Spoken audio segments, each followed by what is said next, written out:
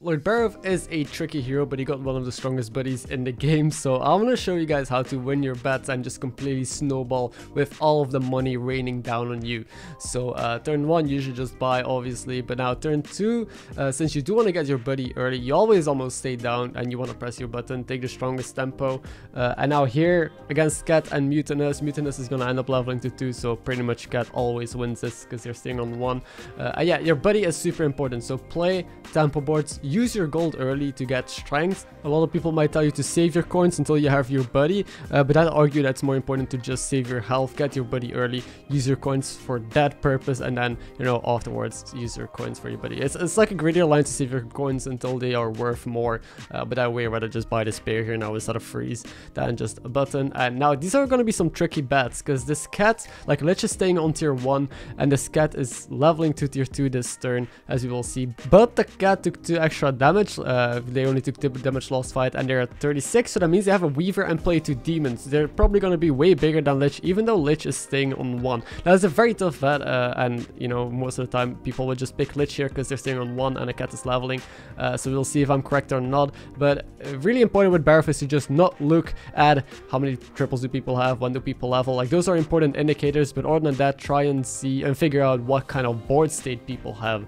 Now Brukan, I include this fight because he uses 1 damage hero power, popping my AKMs and actually taking more damage than he should have. And I won the fight, so the Cat was indeed stronger with leveling, while Lich probably coined and bought unit. It's pretty strange. Right now, you can usually farm curve on Barov. I'm double leveling on 6 gold. Normally you double level on 7 gold. So this is like the farm power level curve. It's really whack, but it just works out too beautifully. I want to freeze this pair for a triple. Now here's a Lich on tier 2 who tripled, but they're up against Savjz, who is just a very strong tempo hero, staying on tier 2. Now most of the time people might again choose the Lich because they have a triple here, but I think the Lich might be holding a triple and Savjz is generally just, you know, really strong with their hero power. And I was correct that Savjz beat the Lich with the triple.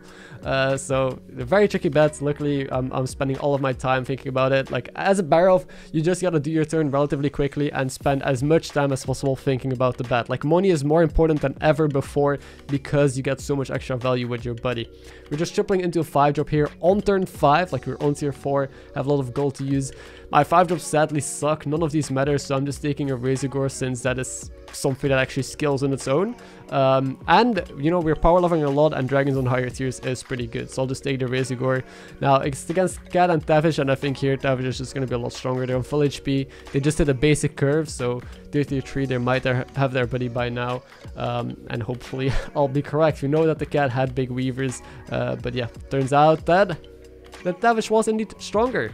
Now this turn we could just choose to level up to tier 5, but I think I want to get a bit stronger, more tempo on the board, since this Lich is probably, you know, making a comeback for it. I want to buy some strong 4-drops, maybe get some more dragons, so this Razorgore is still scaling up a bit. Now I found an egg and a module, which I'll take. I might also take the other dragon in the shop, because, you know, it's just a small buff, but it also grows the Razorgore +1/+1 extra a turn, so I don't think it's nothing. I could also roll if I choose to, and try and find something better, but I'll just make my peace with it, say it's good enough. And now we have an pretty incredibly strong board for turn 6. No direction yet, no scaling, but I think with this we should beat most opponents. And the reason why I do want a strong board is because I want to, again, just power level straight to tier 6. And for that, you know, I rather be at a safe health total instead of at 5 HP, so I can't greed a turn. I still want to, you know, keep that option open.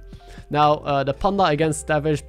Panda went to 4, Savjz stayed on 3 and triple. So I think it's pretty obvious here that I think Savjz is going to win the fight. Now, again, previously there were also people tripling that I didn't bet on, but it's really important to read the room and consider what buddy people have and the tempo that they put out with their hero power as well. And Panda has none of it. Savjz just deals damage and has a crab. We saw them get the buddy last round. That is just insane. So we'll just level to 5 now, and the gold with this buddy is insane. Now we have 6 gold sitting in our hand. We can roll a bit, trying to find 5-drops. I'm not just gonna take mediocre cards. This shop isn't amazing. Now a jug is, you know, still, I guess, amazing. Even though we're tier 5, I think I'll just buy a jug, use these coins, hero power, and probably save a coin in hand. Also, I have a pair in hand, but because of the Impatient Doomsayer, which is alright, I assume. Now it's Mutinous against Savjz once again. I think Savjz is just gonna be in a way better spot right now. Like, we've seen them dominate, we see them do like a very standard curve and triple early. Mutinous is also on 4, dealing like very minimal damage with demons, so they might just have a big Weaver, that's about it, or a very big Trickster, we don't know. But yeah, most of the time that shouldn't be too much of an issue. Again, it's important to keep your head in the game and constantly try and figure out what your opponents are doing on which turns, because, you know, sometimes you just see an opponent, you're not sure when they triple. Did they triple this turn? Did they triple 3 turns ago? When did they level? So Barov needs some big brain power, but it is definitely rewarded. Now the cat is actually incredibly strong with Weavers. Now we did beat him because we are also incredibly strong, but that's good to know. And with Big Fernal, I'll just go straight to 6. We're facing a rather weak opponent. Someone is dead already, and we hit it a triple somehow, which I guess I'll just take and see what we get offered. But yeah, we're on 36 HP. We're on tier 6. We have a lot of money still. Our buddy triple coming up soon. We triple here into more garbage, so both triples that we hit into 5 and 6 are kind of bad. But I guess I'll just take an Adina. It shields just my RegisKillbin for now, but it sets up for a good dragon transition. And on tier 6, dragons is very easy to transition into. You can roll double Caligos or Kalik, a Malagadon, all this sort of cool stuff. And even if we don't go dragons, this is just the best tempo that I got offered as well. Now there's a cool line. There's a Tony in the shop. I could have taken Nosy Looter. It's rather greedier. I get like a golden Nosy and a golden card a turn, but I'm just gonna go with the safe Nadina here. And then Savjz against Cat. Now I know that the Cat was really strong because we just faced them. Savjz leveled straight to 5 and did nothing, but the Cat is was really strong. Also just leveled. I do choose the Cat, which is ballsy. I've been betting on Savjz the entire game, but yeah, that Big Fernal and that Weaver I think will be of great effect. And turns out I was correct. The first one beating the Savjz is the Cat. Luckily, I haven't lost a single bet yet, so I've been just farming money, which I'll be able to put to great use on tier 6. I'm just buying strong 6 drops, Firebat, Amalgadon. I'll take all of it, please, and thank you. Just any scaling, any spikes, and just do strong shit. Last time I said do strong shit, someone got mad in the comments because they said doing strong shit is obvious. It implies that you would ever do weak shit, but that doesn't make sense. But like, I mean, people are gonna complain about anything I say. Just do strong shit on tier 6, alright?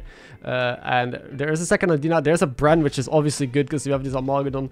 And now the APM turns kind of start as well. We have a lot of time in these turns, but there's a lot of gold I need to spend, a lot of decisions I need to make where I'm gonna take this game, because it is a top 7. People are slowly dying, and I'm not really doing much. I'm just like a random board of stuff. So what am I going to use to scale? This Amalgadon sadly didn't get a shield, but you know, it's fine. I'll still try and find a way to scale it up. Right now we have a single Firebat, maybe find a second Firebat or Caligos, which I guess I will take. It is the definition of strong shit. Now Caligos and Firebat, I mean, they don't really go too well together, but that's an issue for next turn. Right now I'll just end with this board. I have a hand of bunch of random cards. I am also maybe getting my golden buddy next turn, probably because I'm on 99% as usual, and Firebat still scales up the Amalgadon as well. So we're a hybrid right now, and depending on what we're triple into with this buddy, that might dictate where we go. We might be looking at a Menagerie as well right now. We still have the mech, which is the egg, but I'm also kind of stuck with this Nadina on my board, which is too strong to sell because I also have this poison Amalgadon. And we lose our first fight in a while to the Mutinous, but again, I didn't do that much this turn. Like, I bought the Amalgadon and the Firebat, and that's about it. Let's see what we get from the golden buddy. It's another Amalgadon. Amazing. So I guess we do end up sticking with probably dragons, dragon menagerie. And I gotta go really fast this turn because I'm probably selling my buddy. There's no way I can keep it, so I'm gonna use all my gold here, which only was 1 coin that I got. But still, there's no way that I can ever keep the buddy around. And don't get baited, in case you didn't see my guide from some days ago about the new patch. The biggest issue that people have is they get baited by keeping their buddy too long. Now, this golden buddy is obviously amazing. You get so much gold in return, but yeah, you might just die, or it might take too much damage, and board space is awkward. What am I selling here, right? Like, how are we doing this? Right now, I'm still just APMing my turn, trying to figure out what the best order is. I'm probably selling the Bran here, since Firebat still scales up these 2 Amalgadons, and Caligos also scales up the 2 Amalgadons and the RegisKillbin, I suppose. And yeah, we're trying to figure out a way out of this mess. And the buddy is most useful in lower tiers anyway. Like, I used it to put early tempo on the board, so I could get really strong on higher tiers, and to level aggressively as well. And right now, coins are still valuable, but it's way more valuable to start killing people. This is also the first turn that I actually don't have that much time to scout my opponents and to, you know, see my bat properly. But luckily it was against the ghost, so I mean, I didn't have to think about it. Barov definitely, you know, transformed into a little bit of an APM hero because you have these turns where you have a lot of gold to spend and a lot of decisions to make. We start dealing 31 damage, so Panda put into the grave, and it's a top 6. Now it's time for us to the Grim Reaper to go visit all our opponents and you know, make a quick end to this lobby because we're the high roller right now. Brukan, usually a tempo hero, is on top of the lobby, but again, we're a monster. We have like 2 Amalgadons, Nadina. I have a Firebat still for some scaling, which I guess I could sell if I find a better card, you know, or maybe I find a second Firebat, who knows. We'll just keep doing strong shit, and as long as we do that, no one seems to be able to catch up to us because we're the first one on tier 6 with a bunch of exponential, or not exponential, just good scaling, I should say.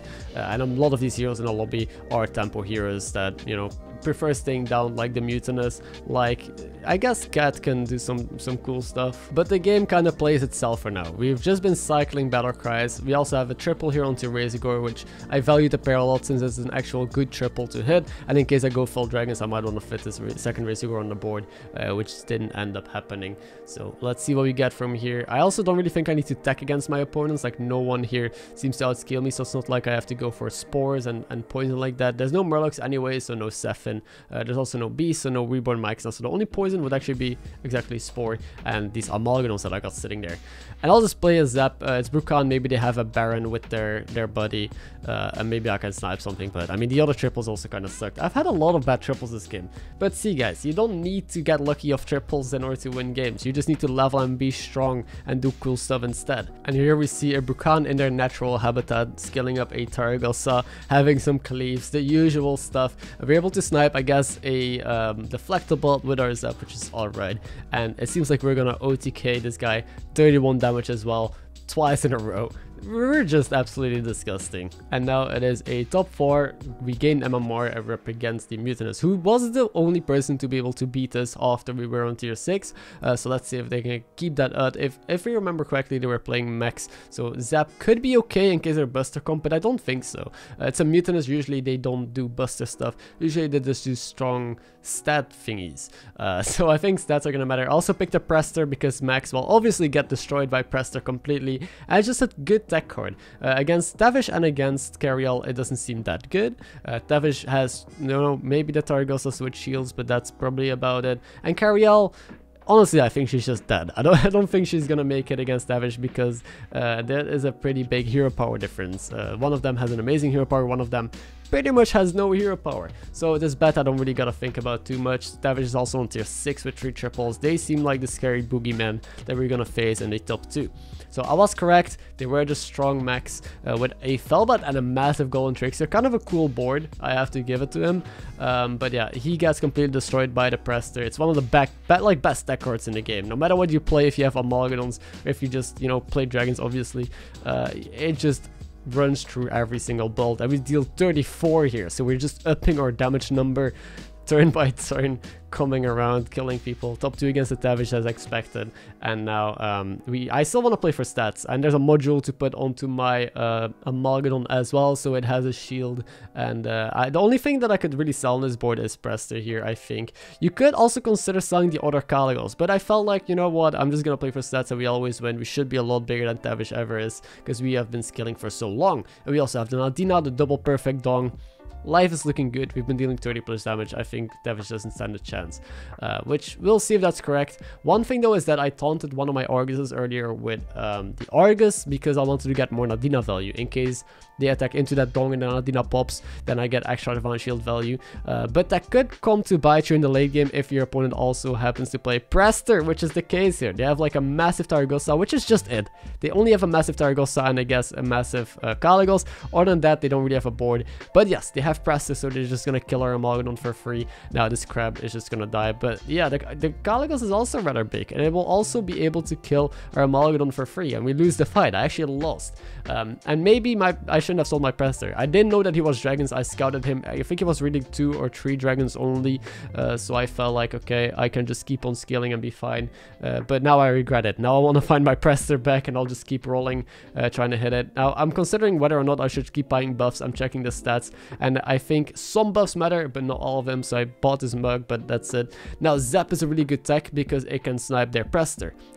Prester was like the lowest attack card on their board, so if I can just go first, snap the Prester, I think I should win. I'll buff up my Zap a little bit with gems just in case the Prester does get buffed, and I think stats onto this Caligos might still matter, since the other one I might sell next turn for a better tech card, who knows. Now I'm betting on myself because I feel like if I win I might not kill him, and if he beats me I feel like I could be dead, and I should also be favored, but he has double Nadina. He goes first again, and I pop well, his Nadina and then hit his Prester that got a shield. So he plays around my Zap, or he played around it maybe unintentionally, which is horrible. We lose the fight again to just the Taragosa. Like, we keep losing to this one massive Taragosa. It's so annoying. But I'm gonna mega big brain him and just play double Zap. One Zap to clear the Nadina, bump the shield, then a second Zap to kill the Prester, and then maybe we have a chance. But I've just been rolling to find Prester again. I couldn't find it. Prester would just be better than the Caligos on my board. But yeah, we didn't get there. I'll just play double Zap and hope that's gonna be enough against this guy. Let's see it.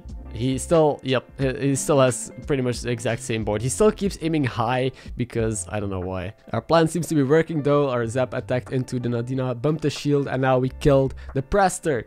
Perfect. So now no more Prester to be worried about, but we still, that attack of the Caligos line up way too well into our Malgadon, and it seems like we will be losing just to the Taragosa. Like, we just can't beat those stats sadly, even though, you know, we had poison dongs. But I still hope you enjoyed the video, and I hope this gave you some tips on how to bet early with Barov, how to keep everything in mind, how to power level and just do strong shit and murder the lobby, and hopefully counter your opponents a little bit better than I did here. Thank you for watching, and I'll see you in the next one.